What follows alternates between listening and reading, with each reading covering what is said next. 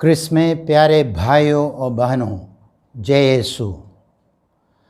आज हम सब के लिए और पूरी कलीसिया के लिए और पूरी दुनिया के लिए आनंद और उमंग का दिन है, क्योंकि आज हमारे स्वर्गीय माता का जन्मदिन है।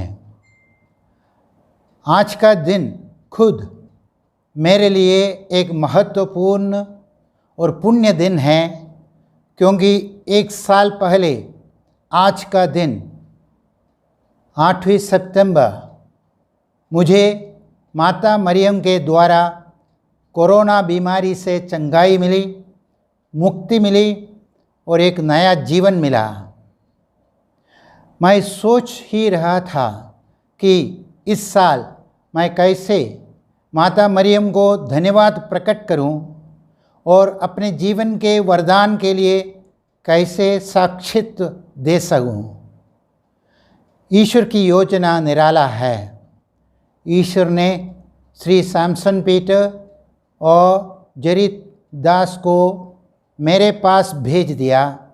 उन दोनों ने मुझे निमंत्रण दिया कि मैं माता मरियम के जन्म तिथि में एक संदेश दूं। उन दोनों को मालूम ही नहीं था कि मेरे जीवन में 8 सितंबर माता मरियम के अद्भुत चमत्कार की पहली जयंती दिन है, फर्स्ट एनिवर्सरी। ईश्वर की योजना विचित्र है। ईश्वर की स्तुति हो और माता मरियम को धन्यवाद हो। प्रिय दोस्तों, 8 सितंबर 2021 मेरे जीवन के पन्ने में स्वर्णमय लिपि में लिखी है। 18 अगस्त 2020 को मुझे कोरोना पॉजिटिव पाया गया। 21 अगस्त को सेंट स्टीफन हॉस्पिटल में मेरी भर्ती हो गई। 4 दिन के बाद मुझे आईसीयू में शिफ्ट किया गया और 7 दिन आईसीयू में जीवन के लिए संघर्ष किया। ऑक्सीजन ट्यूब के बिना 2 मिनट भी सांस नहीं ले सकता था। इसलिए 16 दिन सेंट स्टीफन्स अस्पताल में बिताने के बाद एम्बुलेंस में लिटाकर ऑक्सीजन सपोर्ट देकर होली फैमिली हॉस्पिटल में मुझे भर्ती किया। वहाँ आईसीयू में मैं अपना जीवन का संघर्ष करते रहा। बहुत कम सोता था, ऑक्सीजन के बिना सांस नहीं ले सकता था। मेरी हालत बिगड़ती रही। सैकड़ों लोग कोरोना के कारण मर चुके थे। मुझे लगा मेरी अंतिम घड़ी निकट आ गई। मरने के लिए मुझे भय नहीं था, मैं तैयार था। मैंने फैसला किया कि मैं अपना शरीर मृत्यु के बाद साइंस की तरक्की और मानव जाति की भविष्य के लिए साइंस लैब में भेजने की अनुमति दूंगा, इन माई विल। तब 7 सितंबर को आईसीयू में लेट कर माता मरियम से मैंने प्रार्थना किया, हे मेरी माँ, कल 8 सितंबर है, आपका जन्मदिन है। आपको उपहार देने के लिए मेरे पास कुछ नहीं है मेरे प्यार के सिवा, लेकिन यदि आप चाहती हैं तो मुझे आप एक इनाम दे सकती हैं, मुझे ऑक्सीजन सपोर्ट से मुक्ति, ताकि मैं अपने से सांस ले सकूं। रात को 10 बजे नर्स आकर आईवी चढ़ाई और दवाई देकर वहाँ से चली गई। रात को 12 बजे और 2 बजे मैं पानी पीने के लिए जागा और सो गया। रात को 3 बजे सितंबर 8 सुबह मैंने माता मरियम की आवाज़ सपने में सुनी।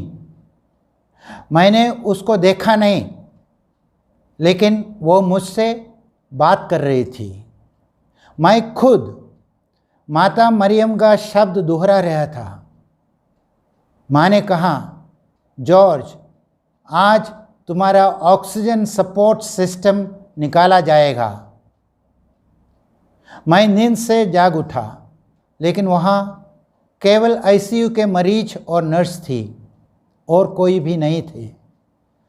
आप शायद विश्वास नहीं करेंगे, लेकिन ये सच है कि 8 सितंबर को डॉक्टर आया और मेरा ऑक्सीजन ट्यूब निकाल दिया। मैं 20 दिन से ऑक्सीजन सपोर्ट के बिना सपोर्ट में था और 2 मिनट भी ऑक्सीजन ट्यूब के बिना जी नहीं सकता था। लेकिन उसी दिन मैं 3 घंटे लगातार ऑक्सीजन ट्यूब के बिना आराम से सो गया। उसके बाद मुझे ऑक्सीजन ट्यूब का बहुत कम बार उपयोग करना पड़ा। मेरी चंगाई शुरू हो गई, भूख वापस आ गई, ताकत धीरे से मिला और मुझे लगा कि मैं जल्दी ही ठीक हो जाऊंगा। 3 दिन के बाद मुझे आईसीयू से डिस्चार्ज करके एक कमरे में भेज दिया। मैंने खुद अपना देखरेख करना शुरू किया, भूख वापस आ गया, चलना फिरना शुरू किया और 32 दिन 2 अस्पताल में, Saint Stephen's and Holy Family Hospital में बिताने के बाद मुझे डिस्चार्ज किया गया और मैं अपना घर वापस आया। यह माता मरियम का चमत्कार है। उन्होंने मुझे एक नया जीवन दिया और मैं उसका साक्षित्व देना चाहता हूँ। माता की स्तुति हो। ये वरदान मुझे चाहिए इसलिए नहीं मिला क्योंकि मैं ज़्यादा योग्य या पवित्र था, बल्कि माता मरियम की करुणा और अनुकंपा के कारण मिला। वो हमें छोड़ेगी नहीं, उस पर भरोसा रखिए। हमें विश्वास करना चाहिए कि हमारी हर प्रार्थना सुनती हैं और जब हम उस कृपा पाने के लिए तैयार हैं, योग्य हैं, तब हमें अपनी प्रार्थना का जवाब मिलेगा। प्रिय दोस्तों, हम जानते हैं कि इस दुनिया में कोई भी माँ अपने कोख में पैदा हुआ अपने बच्चे को तिरस्कृत नहीं करेगी। मैं अपनी माँ का याद करता हूँ। वो 20 साल पहले स्वर्गवास चली गई, लेकिन उनका प्रेममय जीवन और त्याग भरी कुर्बानी मुझे आज भी प्रेरणा देता है और प्रोत्साहित करता है। मेरी माँ विधवा हो गई जब वे केवल 33 साल की थी, 33 ईयर्स ओल्ड, और मैं केवल 2 महीने का बच्चा था जब मेरा पिताजी गुजर गए। मैंने अपने पिताजी को देखा ही नहीं, लेकिन मेरी माँ ने अपना गहरा दुख, अकेलापन सब भूलकर अपने 6 छोटे छोटे बच्चों की देखरेख किया, उन्हें अच्छी शिक्षा दी और विश्वास और बुलाहट का बीज बो दिया।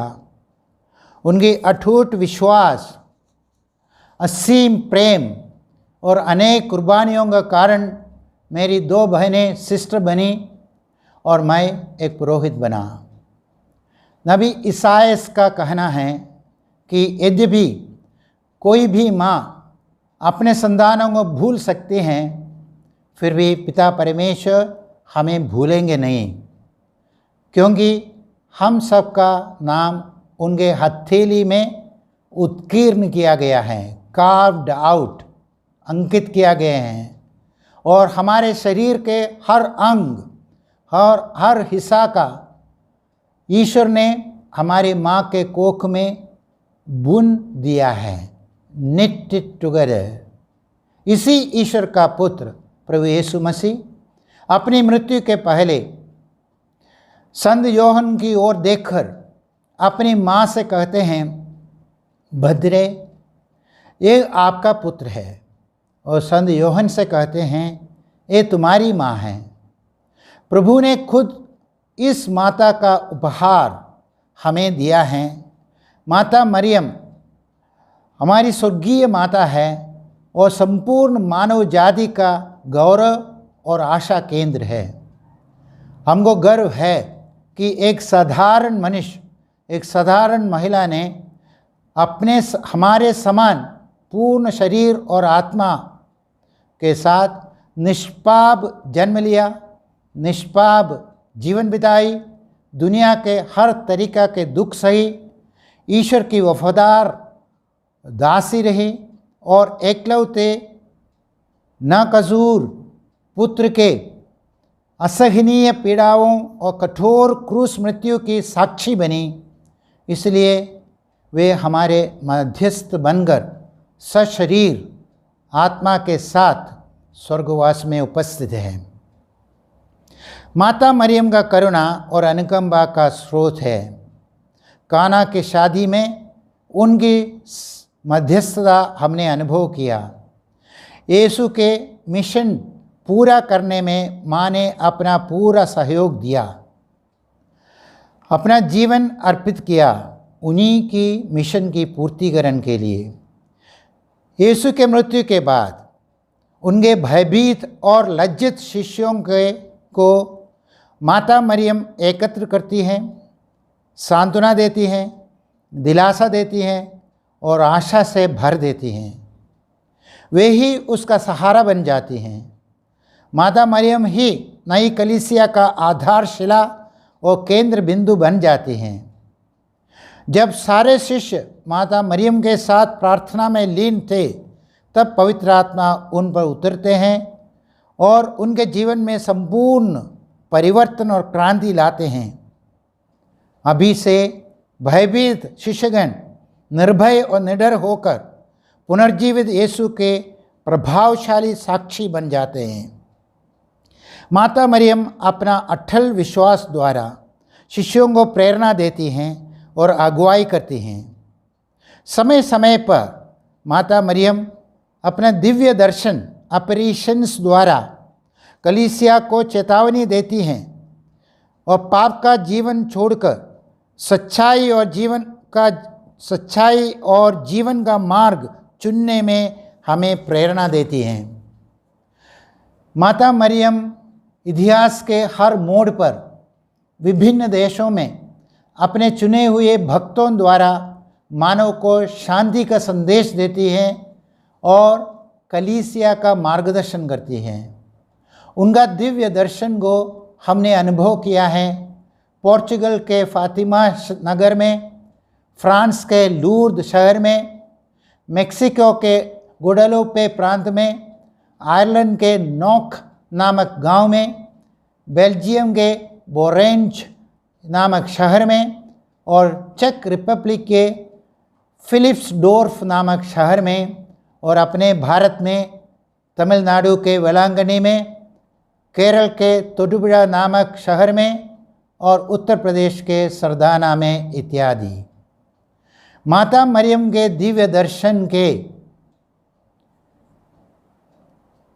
दर्शन और संदेश के द्वारा सैकड़ों गांव और शहर से साक्षित मिला है उनके ऑपरेशन के बारे में, लेकिन कलीसिया इन सब को मान्यता नहीं देती हैं। सब दिव्य दर्शनों को छोटे छोटे नन्हे मुन्ने बालक बालिकाओं को दिखाई पड़ता है। शायद स्वर्गराज प्रभु का कहना है इन्हीं का है, छोटे नन्हे मुन्ने बच्चों को। और अधिकांश दर्शन का संदेश है कि हम माला विंदी करें और पाप या बुराई का रास्ता छोड़ दें। अंत में प्रिय दोस्तों, मैं यही कहना चाहता हूँ कि माता मरियम एक अमेजिंग वुमन, विस्मयनीय महिला है और मानव का गर्व है। वो एक अमेजिंग वुमन है, विस्मयनीय महिला है, क्योंकि उन्होंने देवदूत की वाणी सुनकर एक कुंवारी माँ वर्जिन मदर बनने का निमंत्रण को स्वीकार किया। वे एक अमेजिंग वुमन हैं क्योंकि उन्होंने अपने मंगेतर जवान संत योसेफ को अपने आप को सौंप दिया। वे एक अमेजिंग वुमन हैं क्योंकि वे पूर्ण गर्भवती होने के बावजूद भी बेथलेहम का लंबा और कठिन सफ़र के लिए सहमति हो गई। वे एक अमेजिंग वुमन हैं क्योंकि वे इजिप्ट के एक शरणार्थी बनकर रहस्यमय जीवन बिताने और अकेलापन सामना करने तैयार थी। वे एक अमेजिंग वुमन है, क्योंकि कलवारी पहाड़ पर दो चोरों के बीच में सूली पर लटकते हुए अपने इकलौते बेटे को उन्होंने सांत्वना दिया है। वे एक अमेजिंग वुमन है, क्योंकि उन्होंने अपने दुख भरा दिल को छिपाकर डरे हुए शिष्यों के लिए अपना जीवन एक चट्टान के रूप में सामने खड़े होकर अपने विश्वास द्वारा और अपने हिम्मत द्वारा उनको आशा दिया। ऐसी अमेजिंग माता मरियम के जन्मदिन में उन्हें देने के लिए हमारे पास कोई भी योग्य उपहार नहीं। वे उपहार के रूप में चाहती हैं केवल हमारा अटल विश्वास और वफादारी। वे चाहती हैं कि हम आपसी प्रेम और निस्वार्थ सेवा में सच्चे साक्षी बनकर हर वक्त ईश्वर की योजना पूरा करने के लिए प्रभु की दास या दासी के रूप में पवित्र जीवन बिताए। ईश्वर हमें आशीष दे। आमीन। जय यीशु। खुश परब।